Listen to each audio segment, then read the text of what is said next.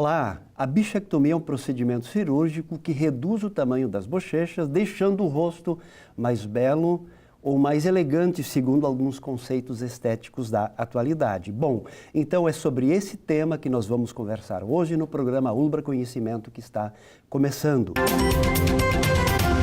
Eu quero dar as boas-vindas aos nossos convidados. Vou começar saudando Ricardo Guilherme da Silva Krause, que tem graduação em odontologia, especialização em mestrado em cirurgia, traumatologia bucomaxilofacial e é docente do programa de pós-graduação aqui da Ulbra. Seja muito bem-vindo, professor. Obrigado, professor. Também quero saudar Karine Angar, que tem graduação em odontologia e está fazendo doutorado em odontologia aqui no programa de pós-graduação da Ulbra, na área da cirurgia, traumatologia bucomaxilofacial e é docente do curso de graduação da Odonto. Seja muito bem-vinda, professora. Obrigada. E também saudar Carolina Silva de Jesus, que é cirurgião dentista e recentemente defendeu seu TCC, trabalho de conclusão de curso, com o tema lipoplastia facial, mitos e verdades sobre a remoção do coxim gorduroso da bochecha. Seja muito bem-vinda, Carolina. Obrigada. E eu quero começar a nossa conversa perguntando para o professor Krause, afinal de contas, o que é bichectomia, esse nome tão complicado na nossa língua portuguesa? Bom, o termo bichectomia ele vem do sobrenome de um anatomista francês que identificou e descreveu essa estrutura, que é o Marie-François Xavier Bichat. Então, bichectomia vem do Bichat, a partir do sobrenome dele. Ele, na verdade, conseguiu identificar isso em torno de 1808 e, anteriormente a ele, teve outro pesquisador, que foi o Heinster, em 1772, que já identificou que haviam duas estruturas lateralmente à região das bochechas. Nessa altura que você Nessa mostrou. altura, mais ou menos, e que ele sabia que era uma estrutura, mas não sabia muito bem que tipo de estrutura ela se tratava. Ele acreditava que eram glândulas. E o Bichat, o que ele fez? Ele conseguiu definir mesmo que era, na verdade, um corpo gorduroso, né, uma região, uma bola anatômica, por isso que é chamado de coxim gorduroso de Bichat ou bola de Bichat, né? Ou seja, é um grupo de gordura? É um grupo de gordura, é nada mais, nada menos do que uma camada de gordura que ela se espalha e ela tem cerca de 3 porções, uma mais a região da bochecha, outra que sobe em direção à porção temporal e outra um pouco mais profunda nessa região, que tem algumas vamos dizer assim, funções dentro dessa questão anatômica funcionais e também estética, que é hoje o que o pessoal anda procurando em reduzir, entendendo? O pessoal não quer mais. O pessoal não quer mais saber de ficar bochechudo, né? Sim, o negócio é ficar perfeito. com um rosto um pouco mais retinho, mais liso, mais harmonioso. Olha só, professora Karine, como se faz o procedimento para retirar essa parte gordurosa que o professor Krause comentou? Bom, o procedimento, ele tem algumas especificações, né? Basicamente, se traça uma linha que vai da comissura labial, né? Até a porção mais posterior, boca, assim, isso, sim. em torno de 53 milímetros. Se faz então, da comissura labial, né? Se faz uma extensão de 53 milímetros, tudo isso intrabucal, né? Dentro da boca. Dentro da boca. Dentro da boca, não há cicatriz externa, né? Olha só. E aí, a partir desses 53 milímetros, sobe em direção superior, né? 12 milímetros, e aí se faz um hemicírculo que tem o diâmetro de 30 milímetros, né? Essa é a região de localização dessa estrutura adiposa. Mas toda essa incisão é feita internamente, né? E aí é divulsionado, porque essa estrutura ela se localiza entre dois músculos, que é o músculo masseter e o músculo bucinador. Então, internamente a gente tem a presença desse músculo bucinador. Isso significa que precisa ter um cuidado grande. Tem que ter um cuidado imenso, a gente diria, né? A gente destaca bastante isso, porque a gente precisa, então, acessar esse músculo e abrir ele, que a gente chama tecnicamente de divulsionar esse músculo até se encontrar essa estrutura. Só que há estruturas bastante importantes nessa região, que tem as terminações do ramo do nervo facial, né? E também o ducto da glândula parótida, né? Que é a glândula salivar, que se encontra nessa região. Então, qualquer dano a essas estruturas podem causar podem causar lesões e até irreversíveis, né? Então, por isso, a gente preconiza que esse procedimento seja realizado por um profissional extremamente habilitado e especialista na área de cirurgia, né? Tá, sobre esse aspecto a gente quer conversar em seguida, porque é um aspecto extremamente importante, mas eu queria, antes disso, conversar com a Carolina. O que te levou a estudar esse assunto no teu trabalho de conclusão de curso? Justamente, eu escolhi estudar esse assunto porque é um assunto que está muito em alta recentemente e eu acredito que é importante a gente saber o porquê que está fazendo essa cirurgia, a indicação, porque não é qualquer paciente que é indicado a fazer essa cirurgia. Mas quem diz isso? Isso o profissional que faz o procedimento precisa saber a indicação, porque tem pacientes que estão com sobrepeso e acreditam que a bichectomia é indicada neste caso. E não é, né? A bichectomia não é indicada para esses casos. Ela até pode ser indicada terapeuticamente para quem morde a bochecha, né? Que daí seria para terapêutica e não por fim estético. Estético, sim. Né? E eu acho importante a gente estudar, porque como tá na moda, a gente precisa saber o que está fazendo. O meu TCC foi o primeiro da UBRA a ser feito sobre esse assunto. Acredito que agora virão muitos, né? Porque cada vez mais a cirurgia está em alta. Muito bem. Então, agora a questão é a seguinte. Alguém que está nos assistindo tem interesse, enfim, em fazer esse procedimento. Perfeito. E ele não conhece profissionais. Quais são os critérios que alguém precisa ter para escolher o profissional certo? Basta ser simplesmente formado em odontologia para fazer ou precisa ter algum outro elemento que dê condições de fazer o trabalho com segurança? Perfeito. Não basta apenas ser formado em odontologia. Tá? Hoje, na verdade, assim, a odontologia ela tem uma formação, vamos dizer assim, tanto básica para N procedimentos. A odontologia ela é muito complexa e cada área tem uma complexidade mais adentro que requer, na verdade, muito mais pesquisa. A cirurgia bucofacial, ela não é diferente, muito pelo contrário.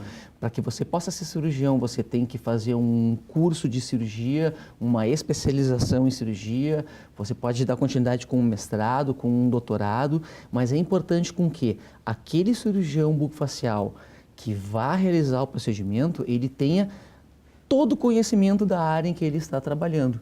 O que a professora Karine estava, na verdade, nos colocando é que existe realmente estruturas, e são estruturas nobres. Né? O ducto da glândula parótida que joga a saliva para o interior da cavidade bucal. E o mais importante, tá, são os cinco ramos terminais do nervo facial que terminam nesta região. E como essa gordura ela está intimamente relacionada, ela tem uma proximidade muito grande, se você entrar com um instrumento e realizar um procedimento de uma ruptura parcial ou até mesmo, né, integral do nervo, você causa uma paralisia facial que em muitas situações não tem o que fazer, é definitivo. E o paciente vai dar aquele sorrisão, ele sorri um lado e o outro fica paralisado. Então não é qualquer um que tem que fazer. Tem que ser um cirurgião experiente, tem que ter conhecimento, porque a gente já sabe que tem vários casos de cirurgiões dentistas aí fazendo cursinhos de final de semana e se dizem aptos a fazer o procedimento. E, na verdade, não é isso que está acontecendo. Tem muita gente deixando gente com o rosto paralisado e fístulas, né, fístulas salivares e uma série de problemas. Às vezes o que é barato sai bem caro. Exato. Né? Tanto para o profissional quanto principalmente para o paciente que está se submetendo. É difícil saber quem vai se buscar? O importante é aquela questão de que você tenha confiança naquela pessoa e que sabe o currículo dessa pessoa. Estudar um pouco o profissional e entender o que ele vai, na verdade, passar. Né? Porque é muito marketing hoje em cima disso. Ou seja, às vezes não é... Aliás, geralmente não é a melhor opção, mas muitas vezes se faz isso, escolher o mais barato. Aquele que faz em tantas parcelas e tal. E pode ser um grande problema isso. Um grande problema. Até com relação a essa indicação, né, eu acho importante que a gente frise também, que o professor Ricardo está falando, que a indicação dessa cirurgia, como a doutora Carolina falou antes também, ela é específica, não é para a pessoa que está com sobrepeso, né? É importante ressaltar isso. Ah, eu quero emagrecer a minha face, né? Entre aspas, então eu vou fazer uma bichectomia. Não, até porque a gente sabe que a bola de Bichat, ela tem um tamanho único durante toda a vida da pessoa, né? Acredita-se que ela é bastante proeminente e desenvolvida na infância, né? Por causa de fazer com que esses dois músculos, o masseter e o bucinador, eles deslizem melhor, né? Durante o processo de amamentação, né? Com o desenvolvimento das demais estruturas e o crescimento da pessoa, essa estrutura, ela acaba ficando menos proeminente. E a gente sabe que o emagrecimento, ele não reduz o tamanho da bola de Bichat. Ele é um tamanho que perdura durante toda a fase dessa pessoa. Até porque em casos a gente sabe, de desnutrição, essa gordura da bola de Bichat, ela é a última gordura a ser consumida pelo organismo. Então, a pessoa não vai emagrecer se ela tiver, claro, se ela tiver uma gordura, né, extra e não decorrente da bola de Bichat, claro, se ela fizer uma dieta vai funcionar. Mas a remoção da bola de Bichat não é para isso, né? Olha só. Muito bem, nós vamos agora para o intervalo e nós já voltamos.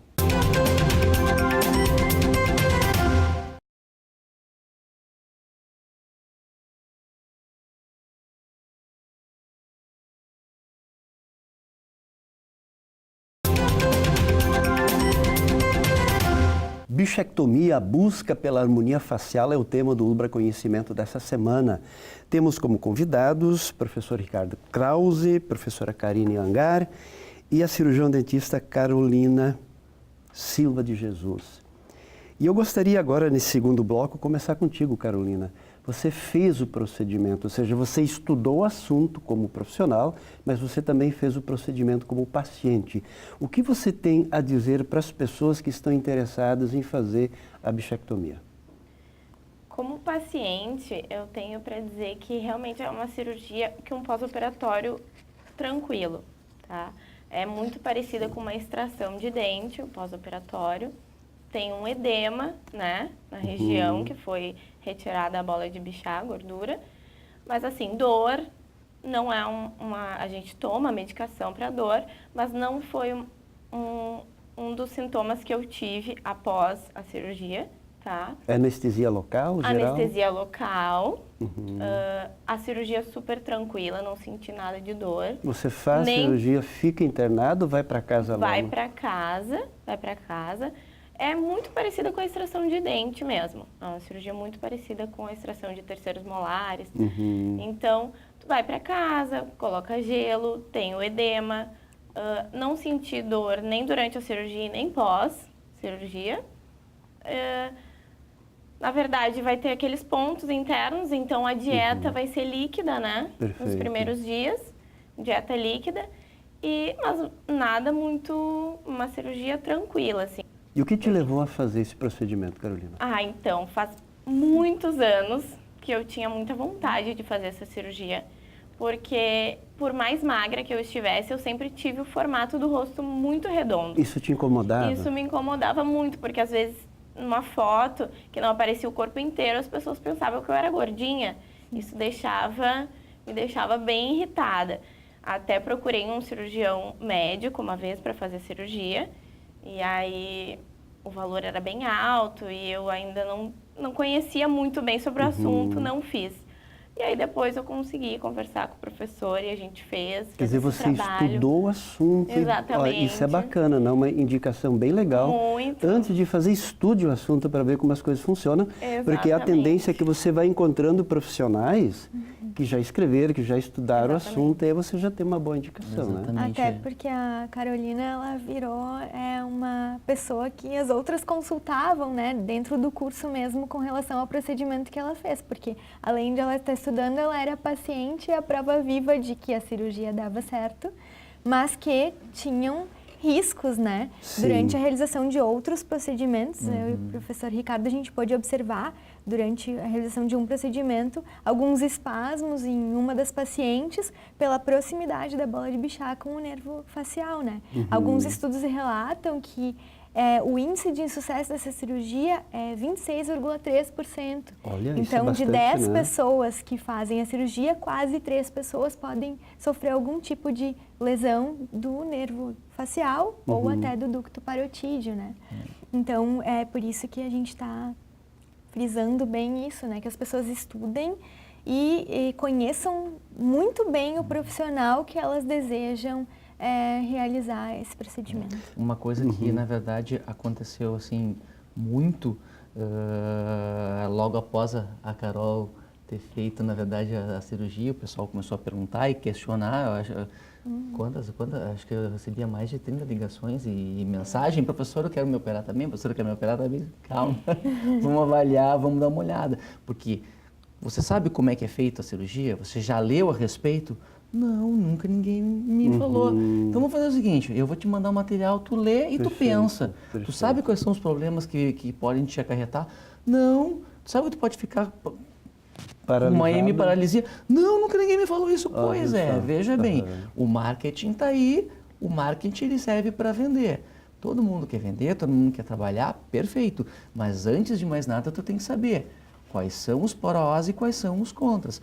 Claro que assim, a Carol é assim, uma das várias pacientes que eu tive assim, um resultado muito satisfatório, né? Mas nem todos os resultados são aquele resultado que o paciente realmente ele esperava, porque tem um período de até 6 meses, 1 ano, para que todas as estruturas, durante o pós-operatório, ele se estabilize para que você possa dar alta para esse paciente. Então, a questão do inchaço, vou ficar só inchado uma semaninha, que normalmente o siso é, uma semaninha inchado, 2 semaninhas.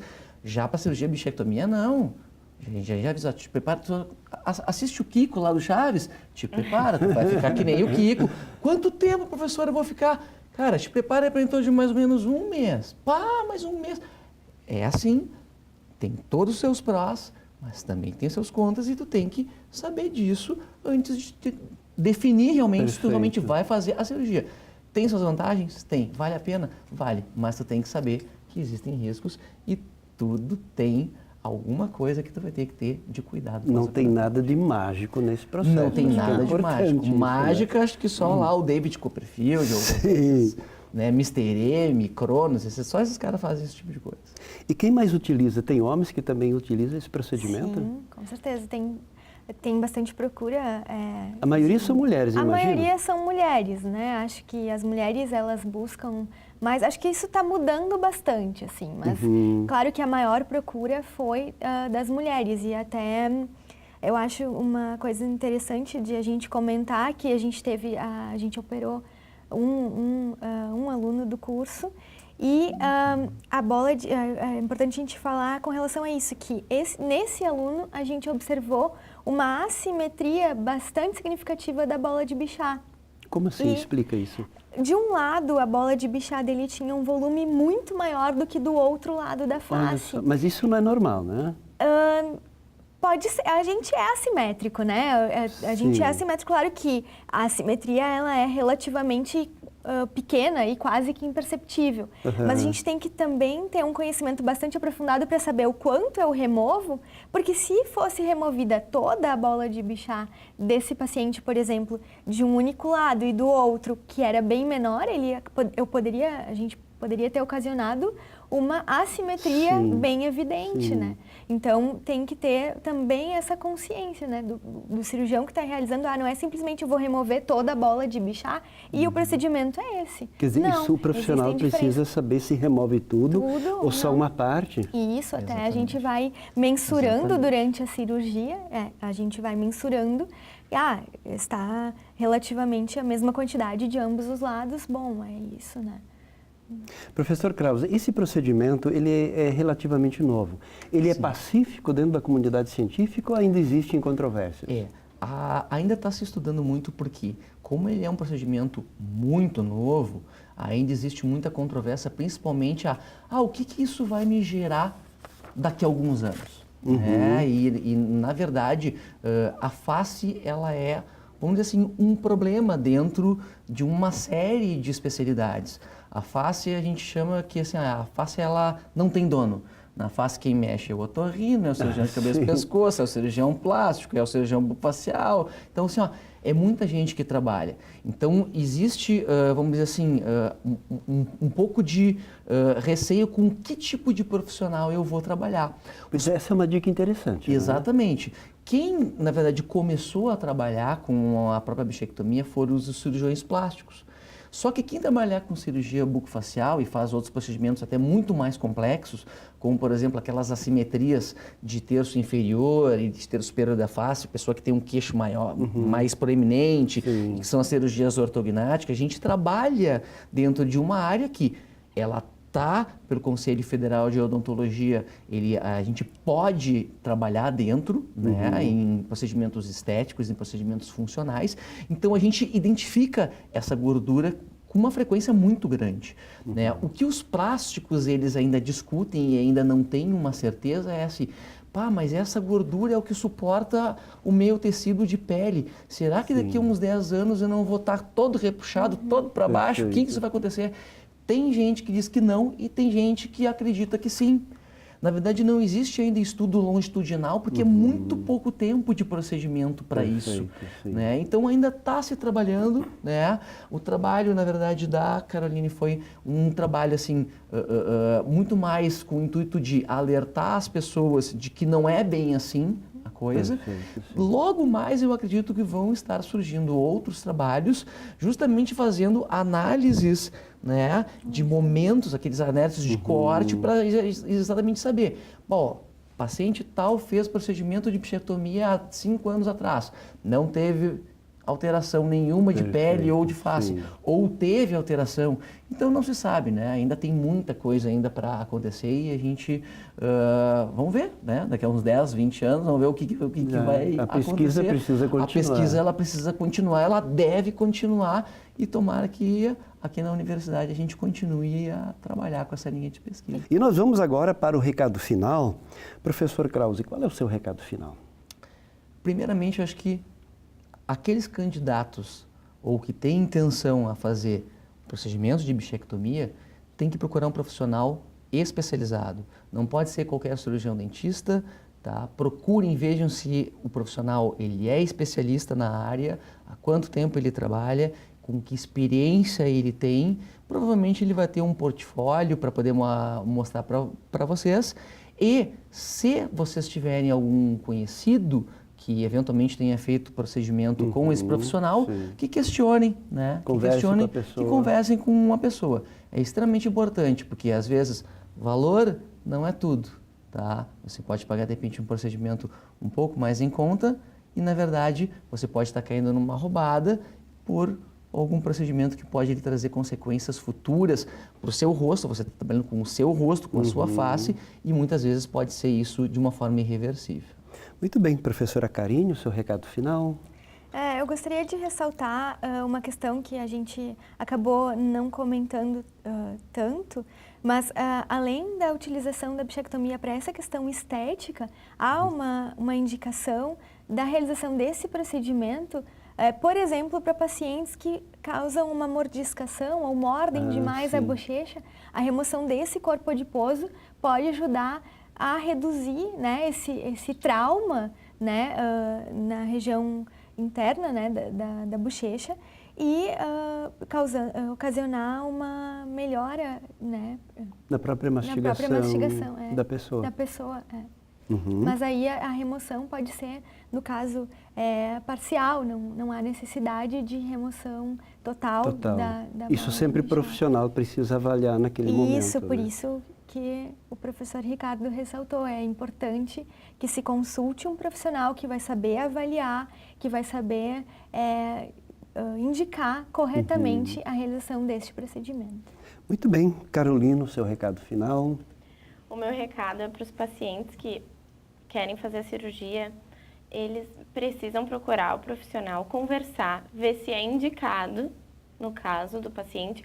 O meu caso era uma indicação, era uma coisa que me incomodava, não fazer porque está na moda, fazer porque realmente é uma coisa que incomoda o paciente e conversar com o profissional e ver realmente se é o caso de fazer a cirurgia. Estudar sobre os problemas que podem vir a acontecer, como funciona antes de fazer uma cirurgia só porque todo mundo está fazendo e a Angelina Jolie fez, ou esses atores que tá muito na moda a cirurgia, e não fazer por isso, fazer realmente porque precisa, né? Porque é uma coisa que, na minha opinião, foi uma cirurgia muito bem realizada, que deu um resultado muito bom, e eu acho que tá aí para as pessoas aproveitarem, né? Tudo que é feito hoje para melhora da estética, porque a estética também melhora a qualidade de vida da pessoa, a autoestima.